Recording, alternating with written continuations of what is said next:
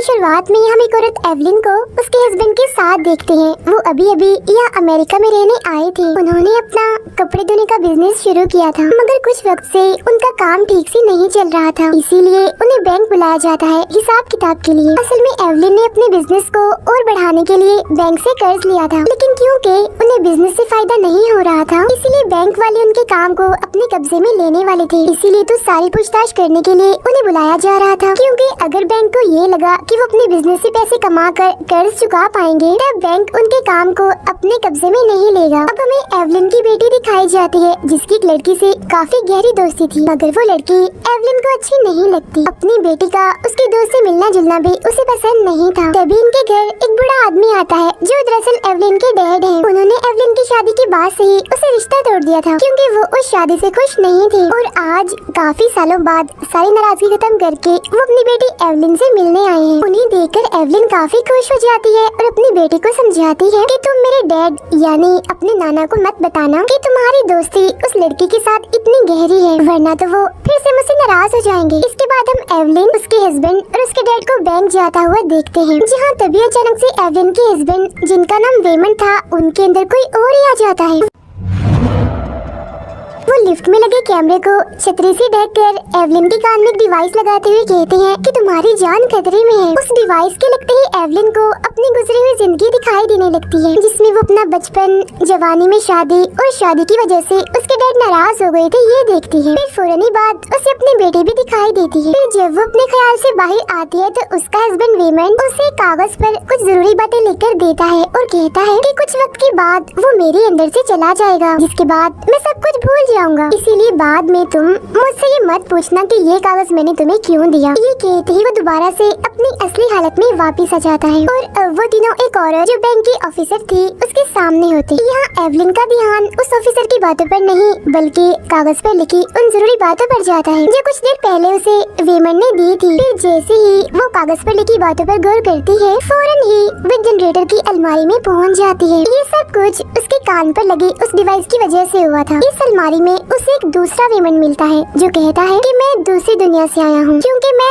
उस दुनिया का वेमन हूँ। मैंने तुम्हें कुछ बताना है। असल में इस दुनिया के अलावा और भी बहुत सारी दुनियाएं हैं। मैं हर दुनिया में गया हूँ और वहाँ की सभी एवलिन से मिलकर आ रहा हूँ, मगर एक बुरी खबर है। एक ताकत जो बहुत ही बुरी है, उसने बहुत सारी एवलिन को मार दिया है और वो अब तुम्हें भी मारने आएगी। मगर इससे पहले वो तुम्हें मारने आए, मैं तुम्हें सबसे ताकतवर बनाना चाहता हूँ, क्योंकि सिर्फ तुम ही ऐसी हो जिस बुरी ताकत का सामना कर सकती हो।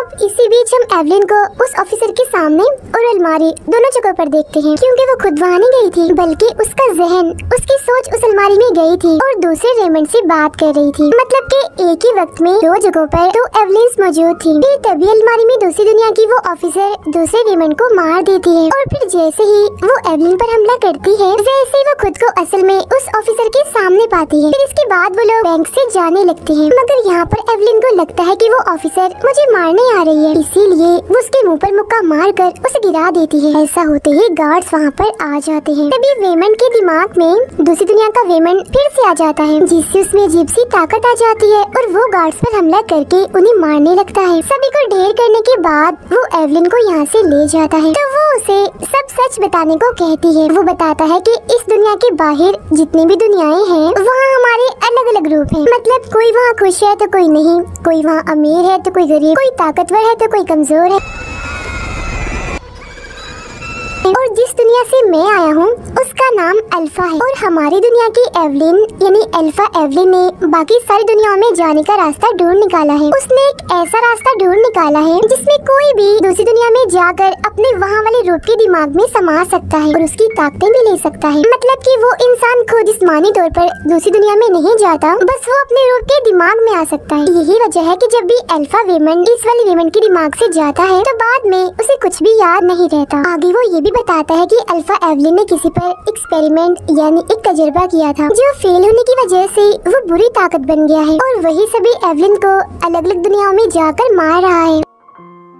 इसी दौरान हम उसी बुरी ताकत और उस ऑफिसर को देखते हैं जो एक दूसरी एवलिन को मार देते हैं, क्योंकि उस बुरी ताकत ने ऑफिसर को अपने साथ मिला लिया था। अभी वो दोनों बात कर ही रहे थे, मगर तभी यहाँ वो ऑफिसर आकर अल्फा वुमन पर हमला करके उसे जख्मी कर देती है, जिस पर वो एवलिन को दूसरी दुनिया की ताकतवर एवलिन से जोड़कर उस ऑफिसर को हराने के लिए कहता है, लेकिन काफी कोशिशों के बावजूद भी वो इसमें कामयाब नहीं हो पाती। जो देख अल्फा वुमन को लगता है कि उस दुनिया वाली एवलिन में कुछ भी खास नहीं है, इसीलिए वो फौरन ही वीमन के दिमाग से निकल जाता है। और वीमन जो अभी अभी होश में आया था, उसे कुछ भी समझ नहीं आ रही थी कि ये ऑफिसर हमें क्यों मारना चाहती है, लेकिन इस बात पर ध्यान दिए बगैर एवलिन अपने हस्बैंड को लेकर वहाँ से जाने लगती है। मगर तभी वो ऑफिसर सीढ़ियों पर से कूदकर एवलिन पर हमला करने के लिए आती है, और तभी यहाँ एवलिन आखिरी कोशिश करती है। अब की बार वो एक ऐसी दुनिया से जुड़ जाती है जहाँ की एवलिन कुंफू में काफी माहिर है, और अब वो एक मशहूर एक्ट्रेस भी है। इसीलिए वो कुंफू वाली एवलिन की ताकतों और उसकी काबिलियत का इस्तेमाल करके उस ऑफिसर को हरा दे, जो देखकर अल्फा वुमन वापस से वुमन के दिमाग में आ जाता है। फिर वो एवलिन को कहता है कि क्योंकि तुमने उस ऑफिसर को हरा दिया है, इसीलिए वो बुरी ताकत कभी भी तुम्हें मारने के लिए यहाँ आती होगी, क्योंकि वो ऑफिसर उसकी साथी है। और बुरी ताकत ने एक ऐसी दुनिया बना ली है जिसकी मदद से वो किसी भी दुनिया में जा सकती थी, उसे किसी भी डिवाइस की जरूरत नहीं थी। आगे हमें पता चलता है कि वो बुरी ताकत कोई और नहीं बल्कि एवलिन की बेटी ही है, जो इस दुनिया वाले एवलिन की बेटी में आकर एवलिन को मारने के लिए आगे बढ़ रही है। उधर तभी कुछ पुलिस वाले एवलिन को पकड़ लेते हैं, क्योंकि कुछ ही वक्त पहले उसने ऑफिसर को अपने कुंफू वाले स्टाइल से काफी जख्मी जो कर दिया था। लेकिन इससे पहले कि वो एवलिन को अपने साथ ले जाते, तभी यहाँ एवलिन की बेटी आ जाती है, यानी वही बुरी ताकत जो उन पुलिस वालों पर हमला करके उनको मार देती है। इसके बाद वो बढ़ती है एवलिन की तरफ उसे मारने के लिए, मगर तभी वो कुंफू वाली एवलिन से जुड़ते हुए बाकी दुनियाओं से भी जुड़ जाती है और खुद को पाती है एक ऐसी दुनिया में जहाँ सबकी उंगलियाँ डॉग जैसी हैं। इस दुनिया में एवलिन उस ऑफिसर की काफी अच्छी दोस्त है, और फिर तभी वो वापस से अपनी दुनिया में लौट आती है, जहाँ उसकी बेटी अपनी माँ एवलिन को अपनी ही बनाई एक दुनिया दिखाती है। इस दुनिया में जाने का एक काला रास्ता था जो उसने इसलिए बनाया था ताकि वो अपनी माँ के साथ वहाँ जाकर अपने दुख खत्म कर सके। दरअसल उसकी बेटी ने सारी दुनियाओं में जाकर अपनी जिंदगी को देख लिया था, जिससे उसे ये पता चला कि वो किसी भी दुनिया में खुश नहीं है। इसीलिए तो वो बाकी एवलिन्स को मारते हुए एक ऐसी एवलिन की तलाश कर रही थी जो उसकी तरह दुखी हो, उसकी जिंदगी में भी कुछ भी ठीक ना हो, क्योंकि सिर्फ वही वाली एवलिन ही उसकी बेटी का दुख समझ सकती है। तभी यहाँ एवलिन के अल्फा डैड आकर उसे इस बुरी ताकत से बचाकर ले जाते हैं, जिसके बाद हम उन सभी को एक कमरे में देखते हैं। तब तक एवलिन की बेटी भी अपनी असली हालत में वापस आ गई थी, यानी कि होश में। इसीलिए उसकी माँ उसे टेप से बांध देती है ताकि वो बुरी ताकत दोबारा से उसके दिमाग में ना आ जाए। अब जब एवलिन के अल्फा डैड को पता चलता है कि वो बुरी ताकत एवलिन की बेटी में आती है, तो वो एवलिन को उसे मारने का कहते हैं, मगर वो ऐसा नहीं कर पाती। अब उसके अल्फा डैड खुद ही एवलिन की बेटी को मारने के लिए अपनी गन निकाल लेते हैं, मगर एवलिन उस गन के सामने आ जाती है। ये देख अल्फा डैड अपने साथियों को यहाँ बुला लेते हैं, जो आते ही एवलिन पर हमला कर देते हैं। तब वो दोबारा से कुंफू वाली एवलिन की ताकतों को इस्तेमाल करके उनसे लड़ते हैं, लेकिन उन लोगों को रोकने के लिए ये काफी नहीं था। इसीलिए वो अलग अलग दुनियाओं की एवलिन की ताकतों का इस्तेमाल करके उन्हें अच्छा मजा सिखाती है। फिर तभी यहाँ अल्फा वुमन आकर एवलिन को बताता है कि उस बुरी ताकत यानी अपनी बेटी को सिर्फ तुम ही रोक सकती हो। फिर तभी बुरी ताकत अल्फा वुमन को मार देती है, जिस वजह से असली वुमन का राब्ता अल्फा वुमन से टूट जाता है। तभी यहाँ उसकी अल्फा बेटी यानी वो बुरी ताकत भी आ जाती है, और अब एवलिन जैसे ही उसका मुकाबला करने वाली होती है, तभी उसका दिमाग बाकी दुनियाओं की एवलिन से जुड़ जाता है। में से एक दुनिया में एवलिन और उसकी बेटी की लड़ाई होने लगती है, जिस वजह से बाकी दुनियाओं में भी उन दोनों की लड़ाई होने लगती है। इस लड़ाई के बीच उसकी बेटी एवलिन को वो काला रास्ता दिखाते हुए बताती है कि मैं आपको मारना नहीं चाहती, और मैंने जितने भी एवलिन्स को मारा था वो सब बहुत खुश थी, मगर आप बिल्कुल मेरे जैसी दुखी हो। इसीलिए मैं चाहती हूँ कि आप उस काले साए में समाकर हमेशा के लिए इस दुख भरी जिंदगी से जान छुड़वा लो। तब उसकी बातों में आकर एवलिन उस काले रास्ते की तरफ बढ़ने लगती है, क्योंकि वो सच में ही दुखी थी, और इन बातों से तो उसका दुख और बढ़ जाता है। मगर अब क्योंकि वो बाकी दुनियाओं की एवलिन से जुड़ी हुई थी, इसीलिए वो सब एवलिन एवलिन भी मायूस होकर बाकी लोगों को दुख देने लगती है। जैसे कोई एवलिन तोड़फोड़ करने लगती है तो कोई अपने रिश्ते तोड़ रही थी। एक दुनिया की एवलिन अपने दूसरे साथी का पोल खोल देती है। फिर पार्टी में रेमंड उस ऑफिसर को कहता है कि आप हमें कुछ वक्त की मोहलत और दे दीजिए ताकि हम लोग अपने बिजनेस को अच्छे से चलाएं और हमें फायदा हो। तब वो ऑफिसर मान जाती है और उन्हें कुछ वक्त दे देती है। ये देखकर वहाँ मौजूद एवलिन काफी हैरान हो जाती है। साथ ही अब वो थोड़ी खुश भी थी। उसके अंदर एक हिम्मत सी आ गई थी। ऐसा होते ही सारी एवलिन्स